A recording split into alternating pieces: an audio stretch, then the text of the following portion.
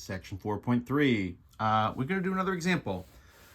And again, I'm trying to sort of pick stuff specifically a little different than just sort of polynomials, where we're factoring and getting things. So we got some e's in the mix in this case. So this is f of x is e to the x times the quantity x plus 6. You could distribute this if you wanted to. I don't know that that's going to be any better or any worse. I would maybe just leave this in this form.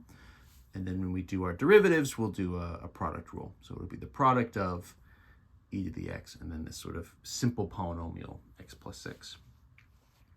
I didn't say what I want to do. I essentially want to just like throw the kitchen sink at this one. So let's just like do everything. Let's just see what we can do. So we'll sort of do first derivative, we'll find some critical points. We'll do second derivative, we'll find some potential points of inflection.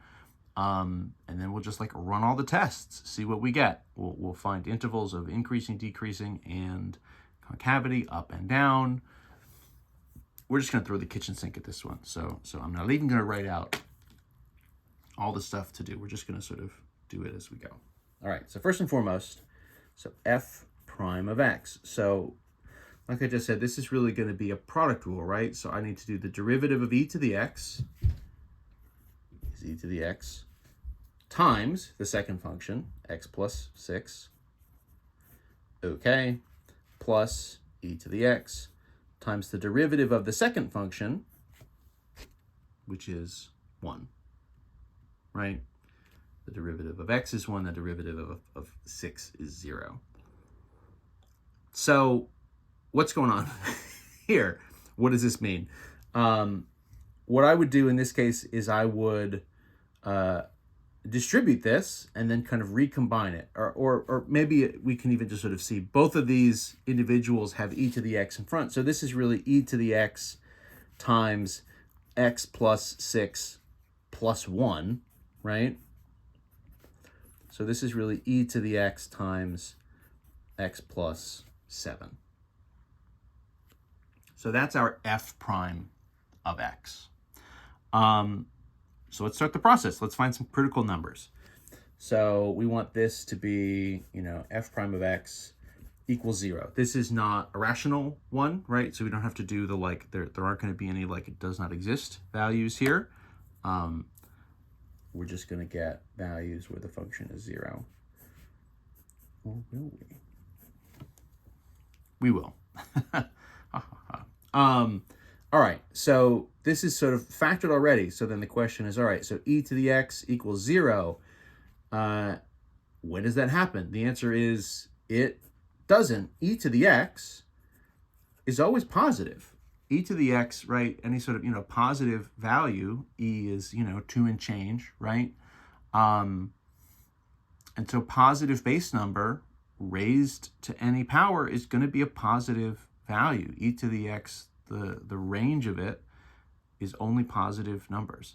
So this is never going to hit 0, which means we don't get a critical number from that. We're only going to get a critical number when x plus 7 is 0, and so that will happen when x is negative 7. So critical point, x equals negative 7. Great. Let's just like kind of put that in the bank for now. Let's get both our first and second derivatives like kind of out on the table. And then we'll sort of do everything once we sort of have all those derivatives. So let's do another derivative. So f prime of x is e to the x times the quantity x plus 7. So f double prime, the second derivative, is going to have a pretty similar pattern to the first derivative. So it would be the derivative of e to the x is e to the x times x plus 7 plus e to the x times the derivative of x plus 7 is 1. Again, you can kind of see pretty quickly what the pattern is here with these derivatives. This would be e to the x times then x plus 7 plus 1. You can see what's going on is we're essentially adding 1 to this like inner polynomial. So if we're trying to set this equal to 0, that's going to happen? Well, it won't happen for e to the x, but we will get a potential inflection point at x equals -8, right? So not a guaranteed inflection point, but a potential inflection point. So let's start running some tests. Let's do some first derivative test stuff. Let's check our intervals increasing, decreasing.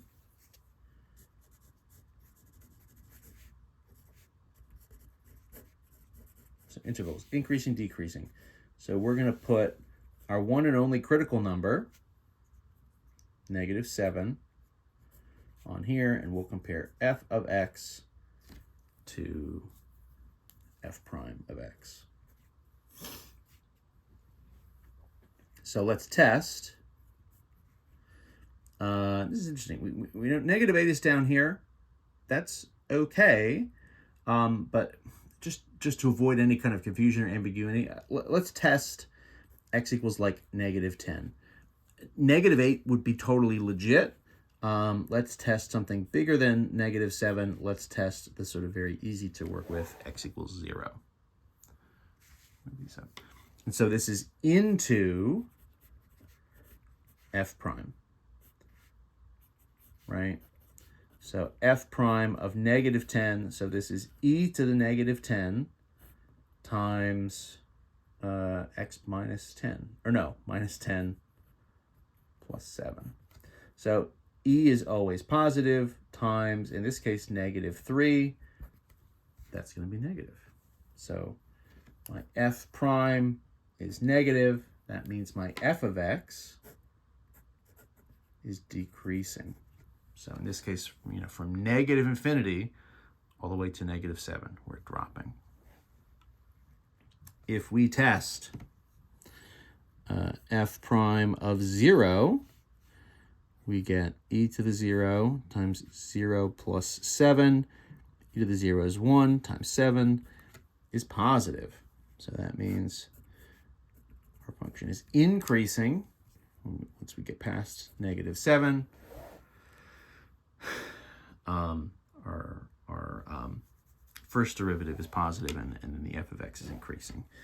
So we can say f of x is increasing on, what did we just find? -7 to infinity.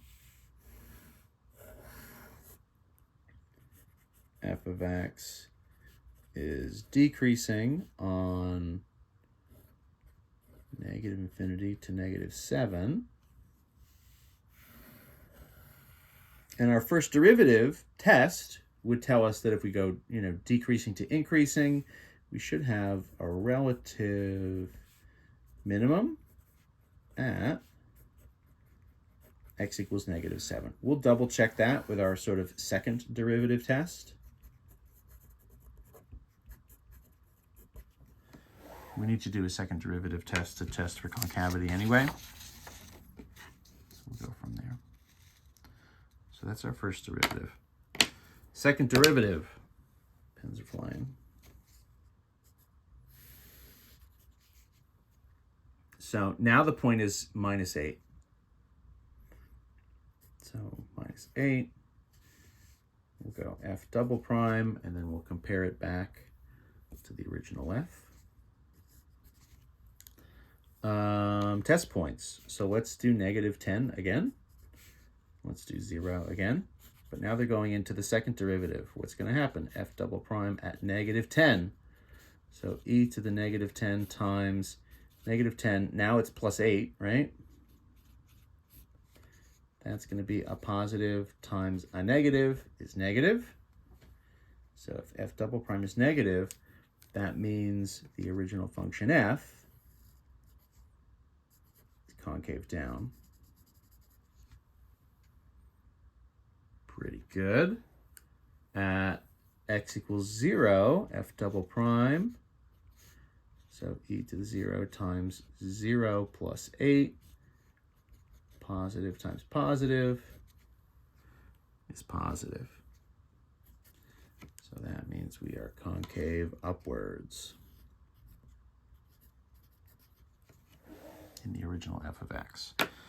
That also means negative 8 is going to be a point of inflection. We're going to shift from concave down to concave up, and that'll be an inflection point for us. So we can list all that out. So f of x is concave up on negative 8. Oops, I said negative 8, but I wrote negative infinity. Negative 8 to positive infinity.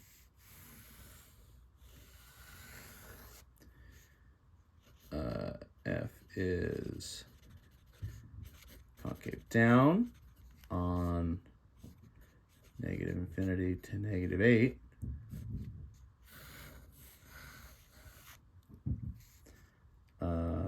We have a point. Yeah, trying to make sure I'm still in frame.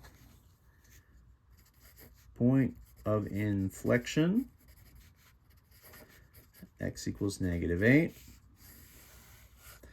And then our second derivative test, right, would say, okay, at negative 7,